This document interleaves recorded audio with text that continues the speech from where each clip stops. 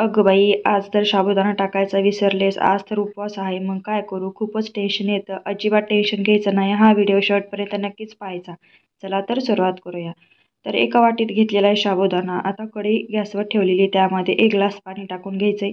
यावर झाकण ठेवून याला उकळी काढेपर्यंत असंच ठेवून देऊया. आता इथे एक ना मी ताट घेतलंय, त्यामध्ये आपण जे पीठ चाळायची चाळणी असते ना, ते चाळणी ठेवलेली. तुमच्याकडे जरा सिस्टरपिनची चाळणी असेल ती पण तुम्ही वापरू शकता. ती नाही का जी बोळाबोळाची असते ती ती वापरली तरीही चालते बरं का. माझ्याकडे नाही म्हणून मी वापरते.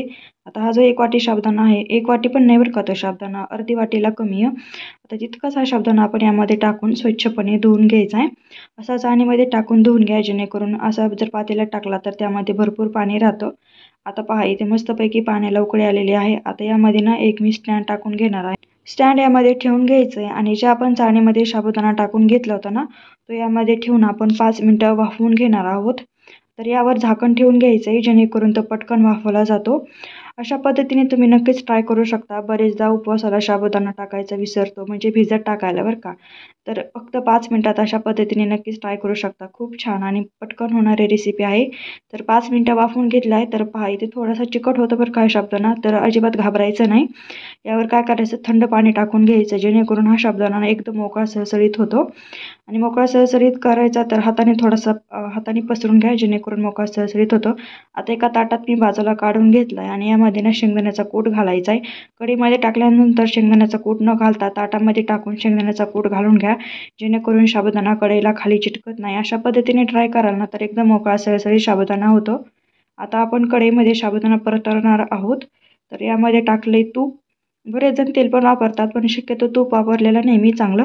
आता यामध्ये मस्तपैकी बटाट्याच्या मोठ्या आकारामध्ये फोडी कट करून टाकून घेऊया. छान फोडी यामध्ये परतून घ्यायच्या. आता कधी कधी कामाच्या घाई गडबडीमध्ये नाही लक्षात राहत, पण ही जर टिप्स तुम्ही फॉलो केली ना, तर घरी कुणी जरी तुमच्या पाहुणे आले आणि त्यांना उपवास असेल, तर साबुदाणा पण भिजवायला टाकलेला नसेल, तर ही टिप्स किंवा ही जी ट्रिक आहे नक्कीच करू शकता बरं का तुम्ही. खरंच खूप उपयोगी पडणारी आहे. तर यात आता मिरची टाकून घेतलेली. मिरची पण छान परतली ना की लगेच आपण जो साबुदाण्यामध्ये कूट घालून घेतला होता ना, तो पण टाकून घ्यायचा आहे. मस्त असं हलवून हलवून घ्यायचा आहे.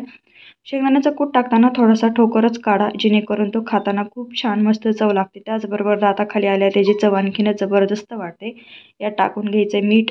तर उपवासाला जास्त प्रमाणात सेंधा मीठ वापरलं जातं. तर मी हा साबुदाणा आहे तो उपवासाला आज वापरत नाही. म्हणजे आज उपवास नाही, काय नाही, फक्त मी तुमच्यासोबत ही रेसिपी शेअर करण्यासाठी म्हटलं चला माझ्या यूट्यूब फॅमिलीसाठी शेअर करूया, जेणेकरून तुम्हाला पण अशी रेसिपी माहीत होईल. त्यामुळे हा करत आहे. तर इथे मी साधंच मीठ टाकून घेतलेलं आहे बरं का. आता मीठ टाकलं, थोडीशी साखर टाका. साबुदाण्यामध्ये साखर टाकली ना ती आणखीनच खूप छान आणि चवीला पण एकदम भन्नाट लागते. हा एकदम मोकळा सळसळीत आपला हा साबुदाण्याची खिचडी बनवून तयार झाली आहे. कोणीसुद्धा म्हणणार नाही की साबुदाणा न भिजत घालता ही खिचडी बनवली आहे. आणि पहा किती मस्त अशी मोकळी सळसळीत साबुदाण्याची खिचडी तयार झाली आहे. तुम्ही पण अशा पद्धतीने ट्राय करून पहा. रेसिपी आवडली तर नक्कीच लाईक सबस्क्राईब केल्याशिवाय कुठेही जायचं नाही. धन्यवाद.